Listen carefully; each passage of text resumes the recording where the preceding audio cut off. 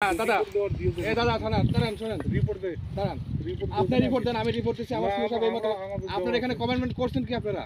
আপনারা কি কমেন্টমেন্ট করছেন যে এখানে আর কোনো কাজ হবে না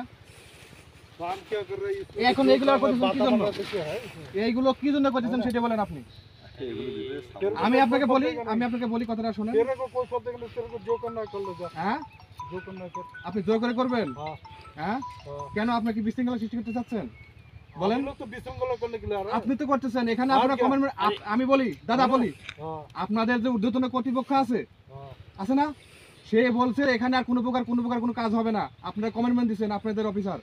আপনাদের যে ডিআইজি লেভেলে এখন আপনারা কেন জোর করে দিচ্ছেন আবার বলছেন জোর করে দিবেন क्या हम लोग कर रहे हैं ना पब्लिक लग रहा है পাবলিক আপনাকে তো আপনি প্রোটেকশন দিয়ে করাচ্ছেন আর পাবলিক করেছে নাকি देखा हमारा public আপনি প্রোটেকশন দিয়ে করাচ্ছেন এখানে আপনি এখানে প্রোটেকশন দিয়ে করাচ্ছেন পাবলিক করছে এগুলা তা আপনি কি করতেছেন এখানে পাবলিক দিলে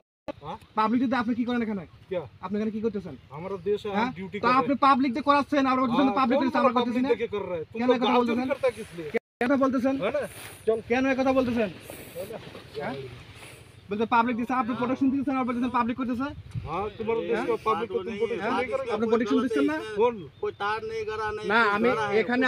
এখানে আপনারা কমেন্টমেন্ট করছেন যেখানে আর কোনো কাজ করবেন না তারপরে কেন আবার আসি এখানে এগুলো করতেছেন এগুলা ना कुछ না